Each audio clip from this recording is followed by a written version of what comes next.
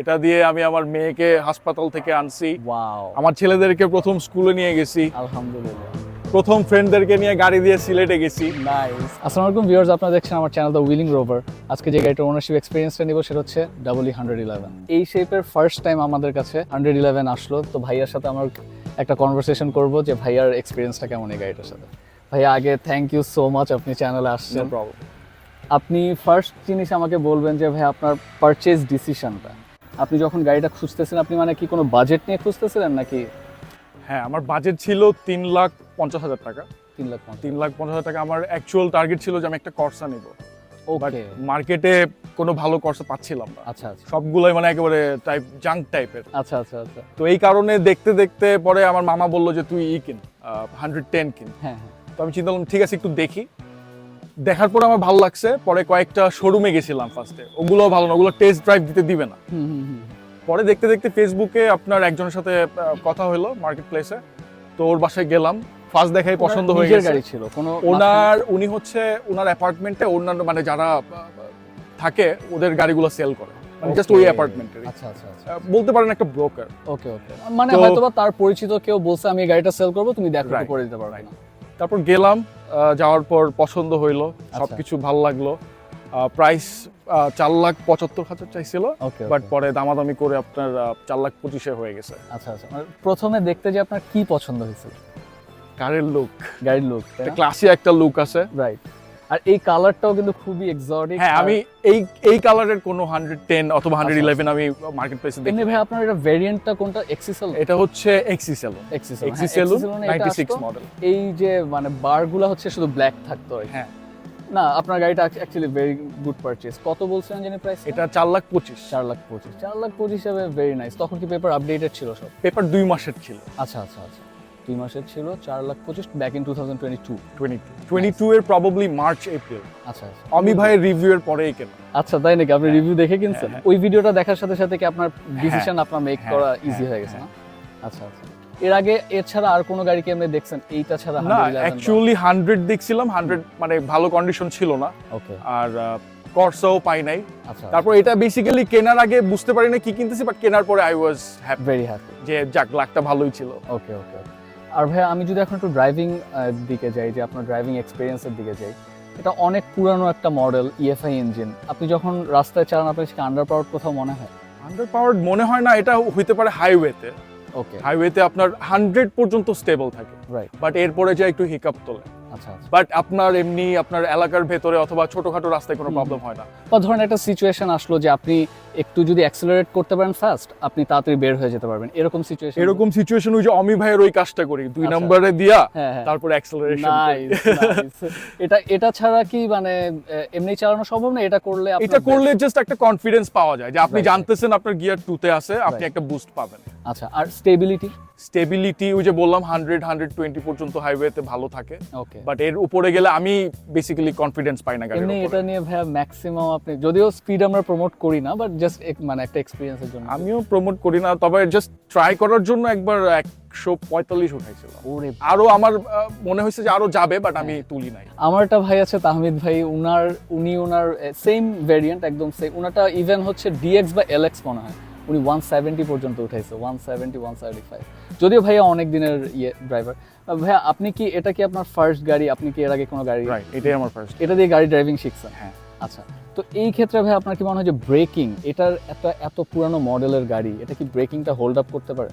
একা অথবা দুইজন থাকলে এক্সিলেন্ট, বাট যখন আপনি ফ্যামিলি নিয়ে যাবেন, একটু দূর থেকে একটু করতে হয় ব্রেকটা, মানে ব্রেকটা দুর্বল, পিছনে ড্রাম আছে। আপনি যদি আবার দুইটা একসাথে করেন, ইউটিলাইজ করেন, তাহলে ঠিক আছে। আর যদি মানে আমাদের মতো যদি ড্রাইভ করেন তাহলে ওকে, মানে আমরা যেভাবে ড্রাইভ করি। আর যদি নরমাল ভাবে ড্রাইভ করেন, বাট একটু আগের থেকে দিতে হবে। মানে একজন নিউ ড্রাইভার যে ফার্স্ট টাইম গাড়ি চালানো শিখবেই এই গাড়িটা দিয়ে, তার জন্য কি ঠিক আছে? পারফেক্ট। ওকে ওকে। আমি একটা কথা বলবো, যারা নতুন গাড়ি কিনবে তাদের এরকম বিটার কার্ড দিয়ে শুরু করা উচিত। রাইট, তারা শিখতে শিখতে তারপর একটা সে দামি একটা প্রিমিয়াম অথবা এলিয়ন কিনে নেবে। রাইট রাইট, তাহলে সে মেইনটেনেন্সটা শিখে যাবে। খুবই ভালো একটা কথা বলছেন, কারণ ভাই কার মেইনটেনেন্স কিন্তু সবাই প্রথমবারই বুঝতে পারে না কোন ডিসিশনসগুলো কিসের ব্যাপারে নেওয়া উচিত।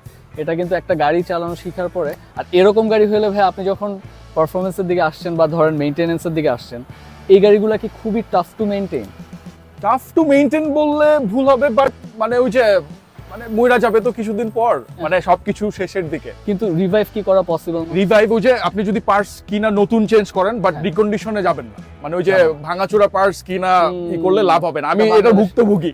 তাই চায়না হোক থাইল্যান্ড হোক ওগুলাই নতুন কিনা, নতুন লাগাইলে আপনি ওইটা 1-2 বছর ইউজ করতে পারবেন। আমি যেটা দেখলাম আমার চলতেছে এখনো। আচ্ছা আচ্ছা। এমনি ভাইয়া আপনি যে এতদিন ধরে গাড়িটা ওন করছেন, এমনি রাফলি আমি যদি বলি যে কত টাকা এটার পিছনে এখন পর্যন্ত মেইনটেনেন্সের জন্য গিয়েছে? 2.5 লাখ। 2.5 লাখ। বিকজ আমি এটা দিয়ে অ্যাক্সিডেন্টও করছিলাম, ঠিক করতে একটু। আমরা যদি ওইটাকে একটু সাইডে রাখি, যে ধরেন আমি যদি বলি যে এখন কেউ 2024 এ যদি এই গাড়িটা কিনে, তার পার ইয়ার এই গাড়িটার জন্য কত টাকা রাখা উচিত জাস্ট ফর মেইনটেনেন্স? পার ইয়ার? হ্যাঁ, পার ইয়ার তো বলতে পারবো না, পার মান্থলি হয়তো বা 5-6 হাজার টাকা যদি খুব বেশি প্রবলেম হয়। না, আমি পার ইয়ার কেন জিজ্ঞেস করলাম, যে ভাইয়া ধরেন প্রতি মাসে তো প্রবলেম করে না, কিন্তু একটা মাসে যে আমার ইঞ্জিন চেঞ্জ করা লাগতেছে বা এরকম একটা ধরেন যে কোনো বছর আমার একদমই মেইনটেনেন্স কম কিন্তু পরের বছরে আমার প্রায় 2 লাখ টাকা চলে গেছে, তো আমি ওই এভারেজে বললাম। না ব্রো, এটার দামই হচ্ছে 4-5 লাখ টাকা। এটা তো 2 লাখ টাকা আপনার হবে না মেইনটেনেন্স খরচ। রাইট। এটারটা রেঞ্জটা ওইরকম, হাইস্ট 20 থেকে 30 হাজারের ভিতরে খুব বেশি প্রবলেম হলে এর ভিতরে সলভ করা সম্ভব। ওকে ওকে, মানে আমি যেটা দেখছি। তাহলে 5 to 6K মানে হচ্ছে আমাদের পার ইয়ার 60K বা ধরেন 70K। হ্যাঁ, আমি আর কি টুকটাক যাবতীয় সবকিছু নিয়েই ধরছি যে সমস্যা তো হবেই। আপনি একটা জিনিস চালাইতেছেন, একটা প্রবলেম তো হবে। খুবই মানে নাম্বারটা খুবই নাইস, মানে যারা অনেকেই টেনশনে থাকে যে অনেক বেশি কিনা, এই জন্য আর কি। আর এরপরে যদি বলি ভাইয়া যে আপনি লুকসের কথা, আপনি যখন এটা নিয়ে কোথাও যান, ব্রো ইটস অ্যান ওল্ড কার, আমি যদি এটাকে মডিফাই করি তাহলে হয়তো মানুষ তাকাবে, বাট তারপরও তাকায়। ওকে, বিকজ আমি গাড়িটাকে মেইনটেইন করছি তো মোটামুটি ভাবে, মানে আমার এলাকায় এরকম 110-11 নাই, তো তাকায় মানুষ বলে যে না আপনার গাড়িটা খুব সুন্দর করে মেইনটেইন করছেন। আচ্ছা, আর এমনি অ্যাপ্রিশিয়েট কি করে যারা একটু এনথুজিয়াস্ট, তারা কি অ্যাপ্রিশিয়েট করে? হ্যাঁ। ওকে ওকে ওকে। আর ইন্টেরিয়রের যদি যাই ভাইয়া, যে ইন্টেরিয়রটা ধরেন আমাদের একটা এত পুরানো গাড়ি, আপনি হয়তো বা এর মাঝখানে এদিকে ওইদিকে নতুন গাড়িতে বসা হয়, নতুন গাড়িগুলোতে বসলে একটু রিগ্রেট হয় যে এত সুন্দর একটা ইন্টেরিয়র আমার গাড়িতে নেই। হ্যাঁ হয়, কমফোর্টের একটা ব্যাপার আছে। আপনি যখন লং জার্নি করবেন জি, তখন একটু প্রবলেম হয়। ওকে ওকে ওকে। লং জার্নি করলে কি রকম প্রবলেম হয়? ব্যাক পেইন হয়, আমার হয়। আমার পেছনে যারা বসে তারা কমফোর্টেবলি যাইতে পারে, বাট সামনে যারা বসে সিটগুলো একটু কমফোর্টলেস, তো মানে চেকন, এই কারণে একটু মানে কমফোর্টের দিক ছাড়া যদি আমি একটু লুকসের কথা বলি, আপনি যখন বসেন গাড়িটার ভিতর আপনার এমনি কিরকম মনে হয়? যে থাকে না কিছু গাড়ি যেমন আমরা কেনার পরে যত বছরই যায় মনে হয় একটা গরিব গাড়ি কিনছি, একটা গরিব ফিল আছে, কিন্তু এটাতে কি ওরকম আসে কিনা? কিন্তু হালকা পাতলা লাক্সারি আছে। Since this is my first car, যখন ভিতরে বসি মনে হয় it makes me a king. Nice nice nice. আর যখন এই কথাটা বললেনই ভাই, আমি একটু পার্সোনাল দিকে যাই, যে ফার্স্ট কার কেনার যে ফিলিংটা, এটা আপনার কেমন মনে হয়েছে যে আপনি যখন ফার্স্ট এই গাড়িটা কিনছেন তখন? I was very excited. আমি কতক্ষণে বাসায় নিব, বাসায় নিয়ে কতক্ষণে নিজে নিয়ে বেরোবো, মানে এরকম একটা ইচ্ছে ছিলাম। পরে আমার একটা স্টোরি বলি, যারা নতুন গাড়ি কিনবে তাদের উদ্দেশ্যে। আমি যখন নতুন মানে আমি যখন নিজে নিয়ে বেরোইছি, আমার হ্যান্ড ব্রেকটা দেওয়া ছিল, আমি খেয়াল করি নাই। তো আমি যখন চালাইতেছি একটা আওয়াজ হচ্ছিল, আমি বলি এটা কিসের আওয়াজ, আমার আইডিয়া নাই, তো আমি গাড়ি চালাই নিয়ে জাস্ট ওই যে ইউটিউব দেখা বের হয়ে গেছে। ওকে, তারপর রিয়েলাইজ করতে পারছি যে এটা, তো এই ভুলটা কেউ যাতে না করে। নাইস, খুবই ভালো একটা কথা বলছেন, এটা অনেকেরই অনেক কাজে আসবে। আর এটা ছাড়া আমি যদি বলি যে ভাই গ্রাউন্ড ক্লিয়ারেন্স, আপনি যদি একটু ফ্যামিলি নিয়ে ট্রাভেল করেন বা ফ্রেন্ডসদেরকে নিয়ে ট্রাভেল করেন, তখন গ্রাউন্ড ক্লিয়ারেন্সটা আপনার কেমন মনে হয়? কোনো প্রবলেম করে না। কোনো প্রবলেম করে না। আপনি কি এছাড়া এমনি একটু উঁচা করে নিয়েছেন? না, আমারটা স্টক সাসপেনশন, স্টক এভরিথিং, আমি বাটিও লাগাইনি। ওকে ওকে ওকে। আর স্পেয়ারস এর প্রাইসেস? স্পেয়ারস এর প্রাইস আমার অত কেনার এক্সপেরিয়েন্স হয় নাই, বাট আমার মতে ঠিক আছে, অ্যাফোর্ডেবল, ঠিক আছে, ইটস অ্যাফোর্ডেবল। আর কিন্তু ধরেন যে আপনি যখন বলবেন যে আমি একটা 111 এর স্পেয়ারস নিব, তখন কি আপনি দেখেন যে অনেক বেশি ওরা মানে যে মুরগি আসছে এমন একটা ভাব করে? এটা তো করবেই ভাই, বাংলাদেশে গ্যারেজে যান অথবা আপনার গাড়ির কোনো কিছু পার্টসের দোকানে যান, এটা করবেই। একটু রিসার্চ করলেই হয়, আগে অনলাইনে রিসার্চ করতে হবে, তারপর যদি পরিচিত কেউ থাকে তার কাছ থেকে জানতে হবে, এরপর আপনি মানে দোকানে যেয়ে একটু রিসার্চ করতে, কয়েকটা দোকান ঘুরতে হবে। আচ্ছা আচ্ছা। আর এটা ছাড়া ভাই আপনাকে আমি একটু জিজ্ঞেস করব যে আপনার এই গাড়িটার ব্যাপারে ফেভারিট ব্যাপারটা কোনটা? যে আমি এই গাড়িটা যে কি নিয়েছি, আমার এই জিনিসটা যখন আমি বারবার রিয়েলাইজ করি, আমার কাছে এই গাড়িটা মানে এটা অন্যান্য মানুষের কাছে অন্যরকম লাগতে পারে, বাট আমার এটার লুকটা অনেক ভালো লাগে। আমার কাছে আমি যখন বাসা থেকে নামি গ্যারেজে একটু তাকাই, আমার ভালো লাগে যে আমার এই গাড়িটা। আচ্ছা আচ্ছা আচ্ছা, ভেরি নাইস ভেরি নাইস। আর এটা ছাড়া একটা জিনিস যেটা আপনি অপছন্দ করেন গাড়িটার ব্যাপারে? গাড়ির তো অনেকগুলো ব্যাপার অপছন্দ করি, যেমন এই যে এসি ছেড়ে চালালে গ্লাস ঘোলা হয়ে যাবে, এটা মাস্ট। ওকে, আর হচ্ছে মাইলেজ, মানে আপনার তেল একটু বেশি খায়, আমি তো তেলে চালাই। তেলে কিরকম যায় ভাই? 6.5 থেকে 10। আচ্ছা, এটা কি এলপিজি করা আছে? না, জাস্ট তেলে। এলপিজি করা ছাড়া বা গ্যাস করা ছাড়া বা সিএনজি ইউজ করা ছাড়া এটা কি অ্যাকচুয়ালি পসিবল চালানো? আমি তো চালাচ্ছি, কোনো সমস্যা নেই। কোনো সমস্যা মানে না, আপনি চালাচ্ছেন ঠিক আছে, কিন্তু আপনি যখন ধরেন আপনার কাছে অফেন এই ফিলিংটা আসে যে তেল নিলাম কই গেল, এরকম টাইপের না। কিছু? আচ্ছা আচ্ছা, নাই। ঠিক আছে। সিন্স ইটস 1300 কখনো মনে হয় না। আচ্ছা, আর এছাড়া ধরেন যে এখন যারা এই গাড়িটা নিবে, একটা 111 নিবে, তাদেরকে আপনি কি কোনো একটা সাজেশন বা কোনো কিছু যে আপনার এই 111 দেখতে গেলে আপনি এই জিনিসটা অবশ্যই ঠিক করবেন যেটা আমি ভুল করেছি?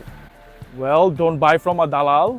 ওকে। অ্যান্ড ভালো করে চেক করে নিতে হবে, আচ্ছা। উপরে উঠায় চেক করে নিতে হবে। হ্যাঁ, এই যে দালালের যে ব্যাপারটা আপনি যেটা বললেন, যে আমরা দেখি যে ওরা এই গাড়িগুলো নেয়, নিয়ে যেই স্পেয়ারটা দিয়ে আপনি চেঞ্জ করবেন না, যে স্পেয়ারটা আপনি লাগাবেন না, সেই স্পেয়ারটা ওরা লাগাচ্ছে। Right, এবং for now, for like 2 or 3 months এইটা চলবে, কিন্তু এভরি টাইম এইরকম একটা স্পেয়ার লাগানো হয়, গাড়িটা ফিলস সামথিং লেস, যে ধরেন আগের মতো আর নাই। তো আপনার কাছে এই প্রসেসটার ব্যাপারে আমি জানবো যে দালাল থেকে কেনা বেটার নাকি একজন ডিরেক্ট ওনারকে পেয়ে, যদি আপনি গাড়িটা পছন্দ না হয় তারপরও আপনি যখন চেঞ্জ করবেন, আপনি যখন রিবিল করবেন, আপনি নিজের মতো করে রিবিল করতে পারবেন, ওই ব্যাপারটা আসবে। আমি তো বলবো যে সব সময় চেষ্টা করা উচিত প্রকৃত মালিকের কাছ থেকেই নেওয়া। রাইট।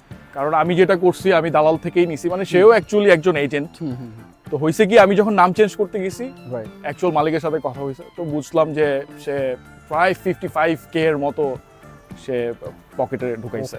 তো তখন ব্যাপারটা খারাপ লাগছে, তারপর আবার চিন্তা করলাম যে এত কমে তো পাই নাই, তখন তো পাই নাই, যা পাইছি ঠিক আছে। মানে প্রাইস দালাল থেকে নিলে আমাদেরকে বেশি। অবশ্যই আমি ওই 55K এটার পেছনে লাগাইতে পারতাম। Right right right right right. কিন্তু ধরেন আসলে আমাদের কাছে তো এক্সপোজারটা কম। ফেসবুক মার্কেট প্লেস আছে, বাট ফেসবুক মার্কেট প্লেস ছাড়াও মানে যখন একজন সেলার সেল করতে চায়, সে খুবই অ্যাংশাস থাকে যে আমি তাড়াতাড়ি করে সেল করে আমি জাস্ট নতুন একটা কিছু নিয়ে নেব। তো সেই জন্য আপনারা যদি এরকম সিচুয়েশনে থেকে থাকেন, অবশ্যই উইলিং রোভারে মেইল করবেন। আমরা ট্রাই করব যে একটা পোস্ট দিয়ে বা একটা ওয়াক অ্যারাউন্ড ভিডিও যদি আমি দিয়ে দেন, আমরা একটা স্টোরি দিয়ে ট্রাই করব যে যদি অথেন্টিক বায়ার্স আপনার পর্যন্ত পৌঁছানো যায়, আমরা ট্রাই করবো এটা। যদিও এখন আমরা ফেসবুকেও নাই বা ইউটিউবেও নাই, ফেসবুকেও নাই বা ইনস্টাগ্রামেও নাই, কিন্তু আমরা ট্রাই করবো যে 5000 সাবস্ক্রাইবার হয়ে গেলে কিন্তু খোলা উচিত আমার মনে হয়, নাকি? হ্যাঁ, আমি তো ওয়েট করতেছি অনেকদিন ধরে যে আপনি কবে খুলবেন। ভাই এরকম একটা প্ল্যাটফর্ম বানাতে গেছি, বাট আসলে এত সময় দিতে হয়, এটাও একটু মানে প্রবলেম আছে। আর ভাই পুরানো গাড়ির আরেকটা প্রবলেম হচ্ছে আমাদেরকে, আমরা যেটা শুনি যে পুলিশ অনেক বেশি দেখেই পুলিশ একটু ধরার চেষ্টা করে। মানে তারা জানে যে এরকম পুরানো একটা গাড়িতে অনেক প্রবলেমস থাকবে, স্পেশালি ইঞ্জিন চেঞ্জের নাম্বারটা এন্ডোর্স করা হয় না, তো এই টাইপের কোনো কিছু। ওইটা কি আপনি ফেস করছেন যে আপনাকে অফেন কি পুলিশ আমার কখনো এই জন্য ধরে নাই। আর আমি মনে করি যে if you maintain the car, ধরবে না। ওরা কি মানে লুকসটাই বেশি ভাঙাচোরা দেখলে তো মনেই হবে যে এটা এক্সপায়ার রেন্টেড, যারা তারা তো আসলে গাড়িটা মেইনটেইন করে না, এই জন্য। আর এই গাড়িটা ভাইয়া কেনাটা একটু টাফ আমি মনে করি, কারণ রেন্টেড কার্স বেশি। তো সেই দিক দিয়ে আপনি কি বলবেন? আমি বেঁচে গেছি, এটা প্রাইভেট গাড়ি ছিল। আচ্ছা, এটা এখন দেখেন আমি সিট কভারও লাগাই দেই। রাইট রাইট রাইট, ঠিক আছে ভাই। আমরা অনেক সময় দেখি যে 1300 সিসিতে অনেকেই 1500 ইঞ্জিন ইনস্টল করে। তো আপনি কখনো এটা চিন্তা করেছেন 1500 সিসি ইনস্টল করা? অবশ্যই আমি চিন্তা করেছিলাম, বাট বাংলাদেশে তো এর কোনো ওয়ে নাই। রাইট, লিগ্যাল ওয়ে নাই, আর আমি ইলিগালে যাব না। রাইট, আমাকে একজন আইডিয়াও দিছিল যে তুমি 1500 সিসি কিনে পাঞ্চ করে এন্ডোর্স করো, এটা not gonna go for that. Okay. আর কারণ আপনার কাছে তো পাওয়ারেও মনে হয় না যে তেলে যদি চালানো হয়, পাওয়ারে তো আপনার মনে হচ্ছে না। আমি তেলে চালাই দেখে আমার মানে কখনো ল্যাগ মনে হয় না। আচ্ছা, আর বিআরটিএ তে গেলে এটার প্রসেসটা কি পুরানো গাড়ি দেখলে একটু টাফ হয়ে যায়, যে মানে অনেকে কি চায় না, মানে একটু টাকা প্রবলেম করতে চায় যে আমি ফেস করি? ওকে, মানে এই ধরনের কোনো প্রবলেম না, আমি মনে করি যে ওরা সব গাড়িকেই একভাবেই ট্রিট করে। তাই হ্যাঁ, এই ফেয়ারনেসটা আপনি বাট পাইছেন? হয়তো বা দামি গাড়ি দেখলে একটু বেশি, বাট কম দামি গাড়ি দেখে একটু হ্যারাস করা ওরকম কিছু আমি পাইনি। ওকে। আপনার এমন কোন স্টোরি কি আছে যে যেটার কারণে ধরেন এই গাড়িটা আপনার জন্য অনেক স্পেশাল হয়ে গেছে, যে মানে আপনি হয়তো বা এটা সেল করতে গেলে অনেক কষ্ট হবে, এরকম কি কিছু আছে? এখন স্টোরি বলতে গেলে তো অনেক বড় লিস্ট বানাইতে হবে। এটা দিয়ে আমি আমার মেয়েকে হাসপাতাল থেকে আনছি, ওয়াও, আমার ছেলেদেরকে প্রথম স্কুলে নিয়ে গেছি, আলহামদুলিল্লাহ, প্রথম ফ্রেন্ডদেরকে নিয়ে গাড়ি দিয়ে সিলেটে গেছি। নাইস। এই তো আরো অনেক কিছু আছে ভাই। আমরা যখন দেখি যে আমরা এরকম একটা বাজেটে গাড়ি খুঁজি, আমাদেরকে আউট অফ 10 8জন বলবে এই বাজেটে গাড়ি কেনাই যাবে না। হ্যাঁ, কিন্তু আপনি যে এখন কিনলেন, আপনি এই যে মোমেন্টগুলো এনজয় করলেন, আপনার কাছে কি মনে হয় যে আপনার কাছে আবার যদি আপনি ওই সিচুয়েশনে যাইতেন, আপনি কি এই বাজেটে এই গাড়ি কিনতেন, নাকি চিন্তা করতেন না আমি আর একটু বাড়াই বাজেটটা, আমি হয় টিআই কাইনা or like X Corolla? I would do the same thing. I'm not regretting কোনো regret? my decision. Okay, thank you so much ভাইয়া, খুবই সুন্দর করে একটা রিভিউ দিয়েছেন। আর ভিউয়ার্স, আপনাদের যদি এই ভিডিওটা পছন্দ হয়ে থাকে অবশ্যই ভিডিওতে লাইক দিবেন, আমার চ্যানেলটাকে সাবস্ক্রাইব করবেন। আর আরেকটা জিনিস আমি একটু বলতে চাই, আমি রিকোয়েস্ট করব যে স্ট্রে ডগসদের একটু খাওয়া দাওয়া খাওয়াবেন। কারণ এই ব্যাপারটা কি যে আমরা অনেক মানুষ থেকে হোমলেস মানুষ, আপনি বলতে পারেন যে আপনি হোমলেসদের জন্য কেন কথা বলতেছেন না, বিকজ তারা মুখ দিয়ে চেয়ে খাইতে পারবে। আমাদের ভিতরে অনেক বেশি টক্সিসিটি থাকে, আমরা আসলে এগুলি অ্যানিমালসদের উপরে দেখায় কোনো লাভ নেই, কখনো এটা দেখায় আনো না। আর অফকোর্স সাবস্ক্রাইব তো করবেনই, ট্রাই করেন বেল আইকনটাও প্রেস করে রাখতে। আর অনেকেই চিন্তা করে যে আমি তো আজকে গাড়ি কিনবো, এখন গাড়ি কিনবো, বা এই গাড়িটাই আমার দেখার দরকার, এরপরে আমার দরকার নেই, তো এই চিন্তা করে তারা সাবস্ক্রাইব করে না। কিন্তু আমি বলবো যে আপনি অল্প অল্প করে কন্টেন্ট দেখতে থাকেন, তাহলে আপনি ফিউচারেও যখন গাড়ি দেখতে যাবেন আপনার জন্য ইজিয়ার হবে, আর লাস্ট মোমেন্টে অনেক বেশি কন্টেন্ট কনজিউম করা হবে না। সো বেল আইকন প্রেস করে রাখেন, লাইক দিবেন, সাবস্ক্রাইব করবেন, আর আমার জন্য দোয়া করবেন। আসসালামু আলাইকুম।